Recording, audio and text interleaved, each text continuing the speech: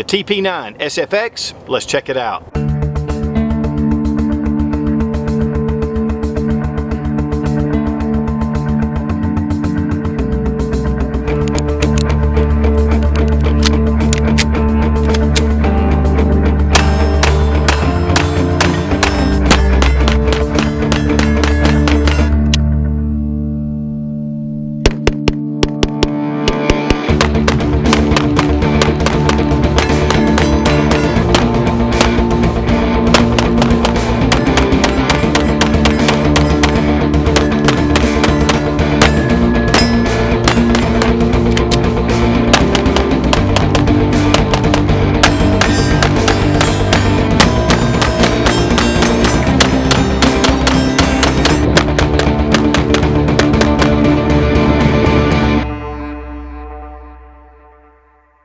One of the most exciting firearms to me that's been released over the past few years is the Canik TP9. And then with the additional models that have come, I mean, Canik is very responsive to specifically the American shooters. And there's a number of different design changes. One of the things about the Canik is, though, it's always been reliable, it's always been well made. But it just keeps getting better. Now, there's a lot of handgun manufacturers that have been coming out with firearms with slide cuts. And this really helps, especially those who are match shooters or who just like a red dot on their pistol. And it's one of the things that Canik and Century Arms got together and designed the TP9SFX. This comes with 4 different mounting plates. It comes with a 5.25 inch barrel, and there's a lot of other cool features that make this a match-ready handgun. The Canik TP9SFX. This has been a long anticipated firearm, and Canik was having some issues getting these imported into the US at one point, and so that's one of the problems for the delay. But this gun to me is well worth the wait, and I'll just put it up front. Now, first thing we're going to do is make sure the gun's unloaded. We're going to drop the magazine. We're going to check the chamber. Of course, we have a 20-round magazine. These are Metgar magazines. You get 2 of them. It shows 18 for the witness holes, but then there's a +2 base plate at the bottom, which has the tungsten Cerakote finish, which matches the slide. Very similar to the Elite, which has a very nice finish to it. Now, it has a phosphate finish underneath, so that's going to really allow the Cerakote to adhere very well. I went ahead and put on the RMR and the cocking serration, or the cocking handle, but we're going to take that off to kind of look at it. But I just wanted to go ahead and show it, and you can see the handle that comes out. This is made as a match-ready pistol for competitive shooting, and because of that, it makes it really easy to be able to cock that, and you can actually switch it to the other side if you need to. But here's the pistol with the RMR already installed. I'm going to show you how that works too in a minute. A few of the features also is it has, of course, removable back straps. It has 2 different options, and then it has you can interchange the mag release, which is really unique. There are 3 different sizes to choose from. These are super easy to change out. It also has a little bit of an extended slide release. Then we have our accessory rail, and it is a 1913 Picatinny rail. One of the things that's noticeable over a lot of the other models are the holes here, the ports. The slide is ported, the barrel is not. And it's also cut here, and this is just to reduce weight. It really lightens the pistol at the front, and with a pistol, full-size pistol, it really helps because, you know, it makes it a lot more pointability. It does help as the slide comes back, and the recoil makes it a little nicer.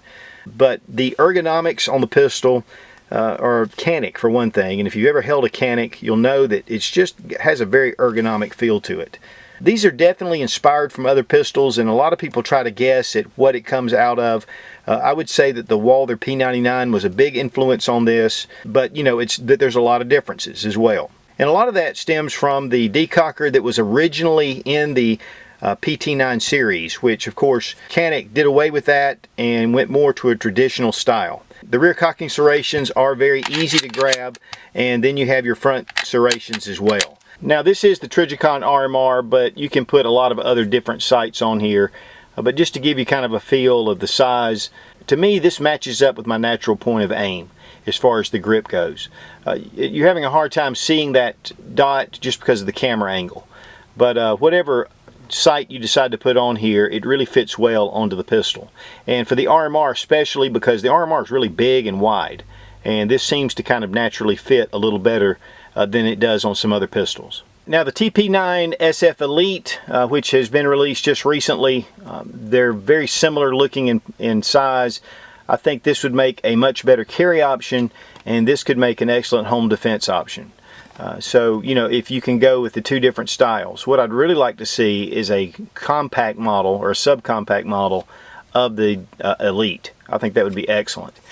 But you can see that, of course, the tungsten Cerakote finish and just the way the slide and the frame is cut, very similar. Now it has a 5.1 inch barrel.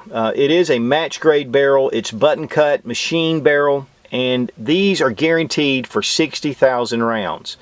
And at a 2.5 inch group after 60,000 rounds, and that's a guaranteed group. Now, you know, there's going to be few people that shoot 60,000 rounds, but it would give you a lot of confidence knowing they're going to stand behind a 2.5 inch group at 25 yards after 60,000 rounds. I mean, that's pretty incredible.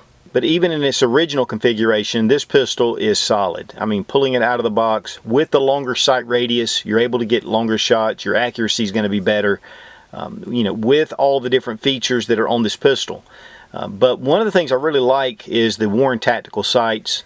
You have your U-notch in the back, you have a fiber optic in the front.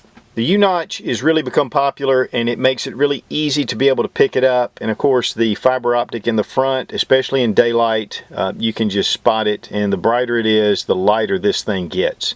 They are dovetailed, so you know, as aftermarket sights come into being, you can have these replaced. I know that SX Sights is working on sights for the Canik, some night sights. You'll notice right here that you have your striker or cocked striker indicator, and when you pull the trigger, it disappears. That does not mean that the chamber is loaded. There is no loaded chamber indicator that I can see, and you know, a lot of people really don't even like that for some weird reason, but there's just no indication except for the striker, just knowing the striker's cocked. The mag release is definitely positive. I mean, it really throws those magazines out, and of course with Metgar mags, they're good quality mags. Metgar makes about 80% of the magazines for firearm manufacturers, and they've been in business for a long time. So just good quality mags. Of course, here you can see the extended slide stop a little easier, and this way you can, just gives you that little bit more of a bite to bring it down. Of course, you have your takedown levers right here, which we are going to break it down. But you can see how the plate fits very naturally into the slide. And, you know, it just honestly, the quality of Canik is just impressed me. You have your slide serrations on the top. Canik is an aerospace engineer company, and they make really high quality precision parts already. So making a lot of firearms for militaries all over the world. And so, you know, it's no wonder that this gun has really come out to be such a popular gun, because it's good quality, but the price is just tremendous. You know, in fact, these run retail $539. I'm seeing them in different places for around the $460 to $470 mark, which is unbelievable for a sight-ready pistol with all the different features. Okay, let's check trigger pull. The gun is empty. Has your blade, which is your safety, and a really smooth take up. I mean, there's no grit, it's just real smooth. And then once you hit, very minimal amount of resistance. It is a really crisp trigger. Let's check reset. Super fast, super fast. One of the things I'd like to do is to do a comparison between the triggers on different pistols, but especially the CZ P10C. That has been one of the best triggers I've ever felt, but this has to be really close. And we're going to check the trigger pull weight. 3 pounds, 14.8 ounces. 3 pounds, 14.3 ounces. 3 pounds, 14.8 ounces. That is unbelievably consistent. I did this off camera before, and it was honestly right there at 3 pounds 14 ounces. And which is typical for the Canik pistols, it does come with a holster from the factory.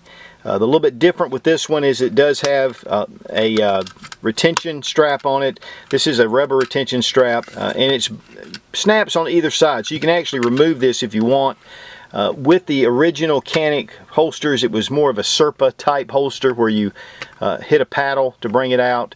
With this, it doesn't have it, but it does have a little bit of a paddle right here that just gives it a little bit of retention. This doesn't hold the pistol in, but it keeps it into the holster until you're ready to draw.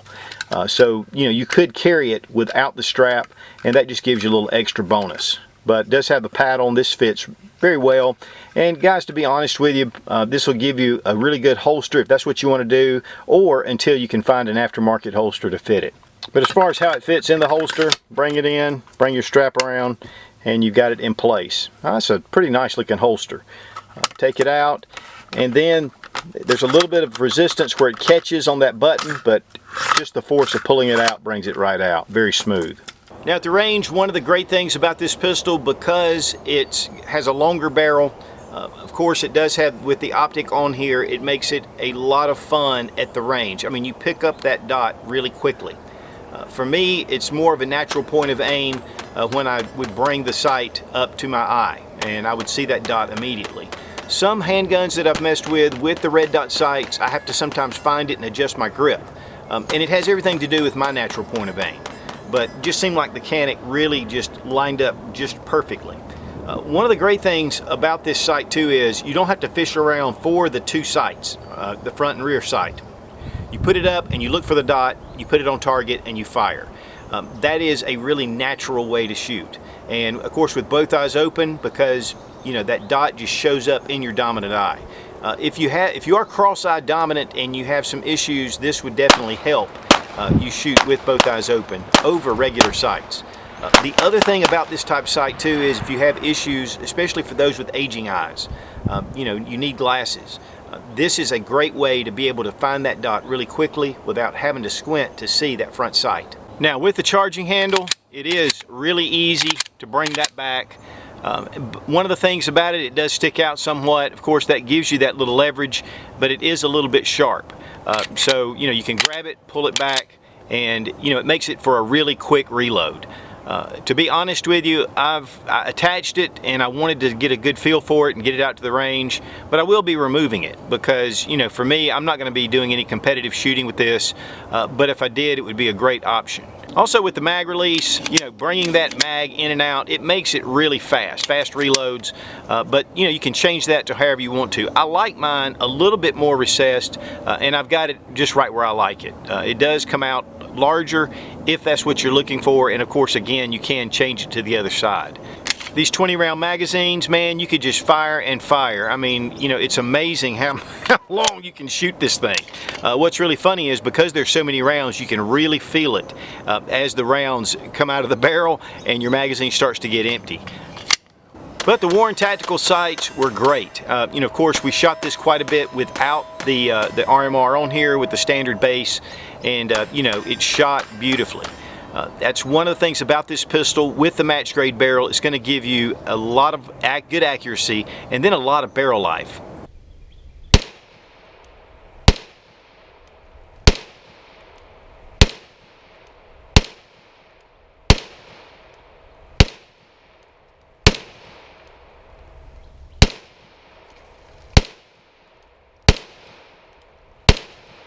And I had about 15 rounds left in my magazine, decided to do my accuracy test, and I was really going to do a couple of groups, but just decided to go ahead and fire them all. As you can see, there was one flyer, but the rest, it was just one jagged hole. And I mean, the trigger is so smooth, you don't really delay in firing that pistol. We're going to install a Trijicon RMR on the Canik TP9SFX. We have 4 different mounting plates, and each of them are numbered right here. There are helicoil inserts to keep the aluminum from galling and the threads to thin out. In your manual, it'll have the sizes marked for each of the different optics that you can put on here. For the Trijicon RMR, it's the number 2, and so we're going to be installing it. Also, there's a small little box in your kit. There's some fiber optic rods, and then there's even a charging handle that you can install, and then of course the screws and the Allen wrench to put on your RMR and your adapter. There are 2 screws that are holding in your adapter plate, and you want to get those loosened. And the screws will just come unloose, and just remove them. They're small locking washers. Be careful not to drop them. In fact, this one is still in the plate. I'm going to pop it out so I don't lose it. Well, I think I can just remove the plate with it in there. There went the washer. But here's your adapter plate. You do remove the back sight, which to me, I would really like to have seen this with the back sight retained, but this is the way it is. Okay, even though we have the locking washers, I'm going to put just a touch of blue Loctite on these screws just to give it a little extra bite. If you are putting on Loctite, it needs to set before you shoot the pistol for about 24 hours. And make sure that you retain your original plate, putting it back into the box, and that way you'll know where it is. On the adapter plate, there are 2 nubs and 2 holes for screws to correspond with the 2 holes in the front of your RMR, and of course the screws will go in. This will just help you to align it. And I would just test fit to make sure. You don't want to attach it yet because you need to attach the mounting plate to the pistol first. And that's just right on target. There'll probably be a little grease from the factory. Probably want to wipe that down. Now we're going to install our mounting plate with the numbers at the front because that's where the little nubs are. Go straight down. Drop in your locking washers first. Then we're going to set in our screws. And these screws again are the ones included in the small box. Once you get your screws into place, just tighten them down.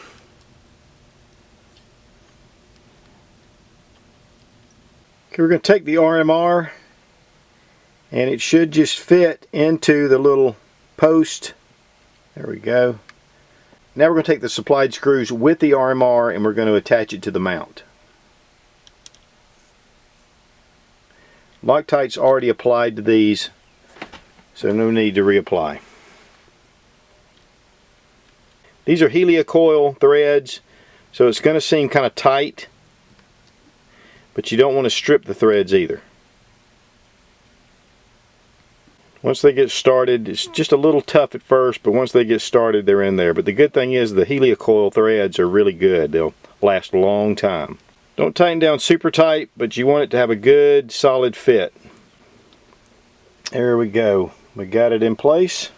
The screws are flush and ready to go. Of course, you have your elevation and windage. Elevation here, windage here, deciding your sight. Now we have our cocking lever. If we want to add it, just for the review, I'm going to add it. I don't think I'm going to leave it on there, but for competitive shooting, this could really be a big plus. And you can use a regular screwdriver to get this set in. You want to make sure, though, you have that thing set flush. This is going to allow for you to cock it without actually grabbing it like this. But for competitive shooting, that can be a real advantage. It does kind of stick out, so I don't know, again, I don't think I would leave that unless I was shooting competitively. And if you're a left-hand shooter, you can put it on the right side.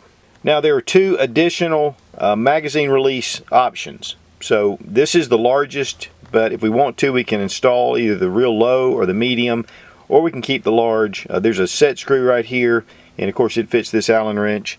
And just to show, we're going to go ahead and install the medium.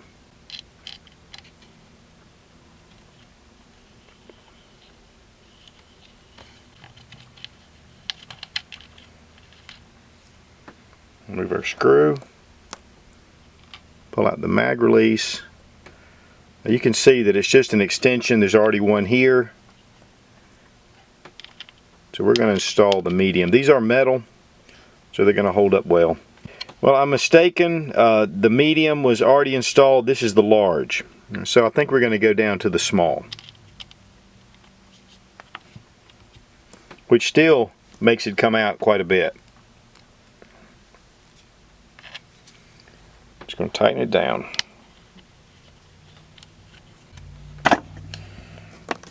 That still has a pretty good extension on it, and I think that is going to be what I really prefer anyway. When you're finished, just keeping all the extra parts in this box in case you ever want to change anything out, and of course the fiber optic rods as well. For disassembly, we're going to remove the magazine, check to make sure the gun is unloaded. Snap the trigger, pull down on your takedown tabs, and it goes straight off. Recoil spring and guide rod. It is an all steel guide rod. In fact, it even has the tungsten coating on here. We have our barrel, and of course our slide, and that's field strip. And to give you a little look on the inside, your basic striker setup, everything looks to be well done, well finished. Here on the slide, not really any tooling marks. It's just very well finished, and that's one of the things that I've come to know about Canik is they do a really good job with their finishing. To reassemble in reverse order, place in your barrel, recoil spring and guide rod, bring it over your frame, and you're done. Test for function. As far as pros and cons of the pistol, you've got a great price. I mean, retail $539. I was seeing it in a number of places for $460. Now this hasn't been released that long, and most of them were out of stock. So you could probably expect to pay around the $460 and around that range, $470, which is a great buy for an optics ready pistol. I had priced a bunch a while back, and they are really expensive. And so this really allows you to get in the game really easily. With the 4 different mounting plates, with the helicoil screws, you know you're going to have a good solid lockup with not just steel on aluminum, but steel on steel.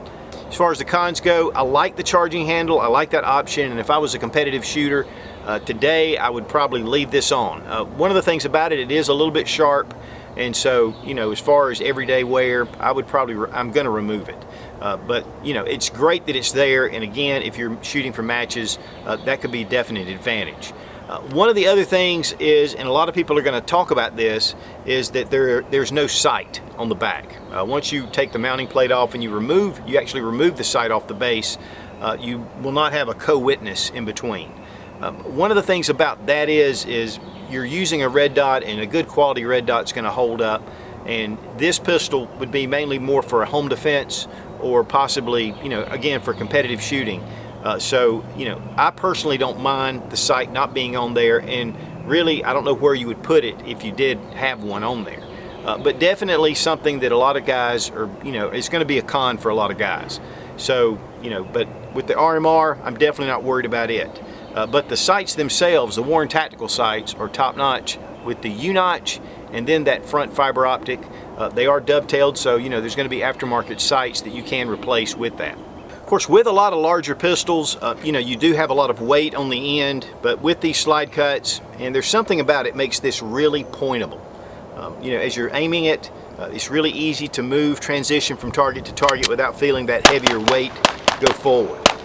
And the recoil is very mild because you do have a little bit of a longer barrel, and there is a little bit of weight over some of your smaller pistols, but still, if you're shooting and used to shooting a larger pistol, you definitely are going to enjoy having that lesser weight. Two, the slide, because it's cut and so thin, it does make it just more pointable. Very reminiscent of the Browning High Power because of these thinner cuts at the front. As far as reliability, I had no hiccups whatsoever. The slide held back every time. It was just a really enjoyable time at the range. We were shooting the Hot Shot 9mm steel cased ammunition. It was full metal jacket, and it just functioned well in this pistol. And 20 rounds in the magazine, and they are Metgar mags, which are top quality mags. And one of the biggest pros is they do have a lifetime limited warranty on them. So if anything goes wrong, you're going to be able to get it taken care of. One of the complaints though that I do see often in the comments is that these guns are made in Turkey. Turkey is a NATO ally. There's a lot of controversy about different political things that have gone on there. Let me just say that Canik is a privately owned company, and they are selling to the U.S. market for a very reasonable price. Century Arms is the distributor. They're buying them at a very reasonable price. They're selling them to a distributor who's making money, and that distributor is selling to gun shops, and gun shops are selling them to the gun owners. And so there's a lot of money that's being made from the top, whereas in Turkey the money made is this. Here in the US the money made is this. So, you know, there's different ways to look at it.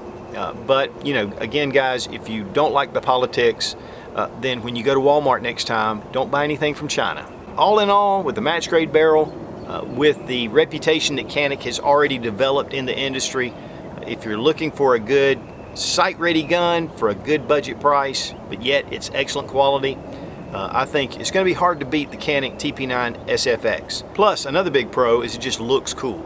And considering these pistols are new and they can be difficult to find right now, I want to thank Century Arms for sending the pistol for the review.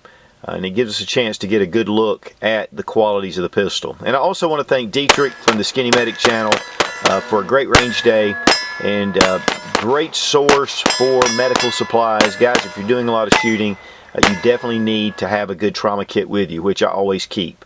And you can go to shop.skinnymedic.com. Great prices, and they're just great to deal with.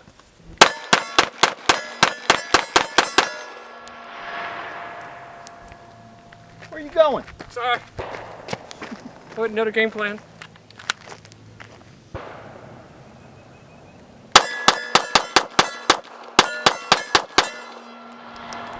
Be strong, be of good courage. God bless America. Long live the Republic.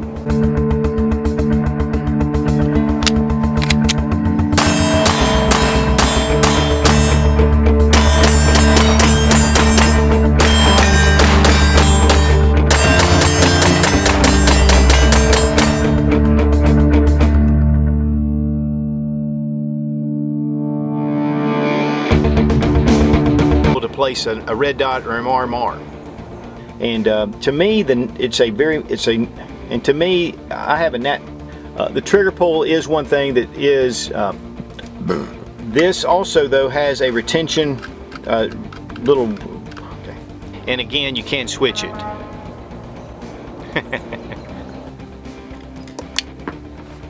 And like most striker fire pistols,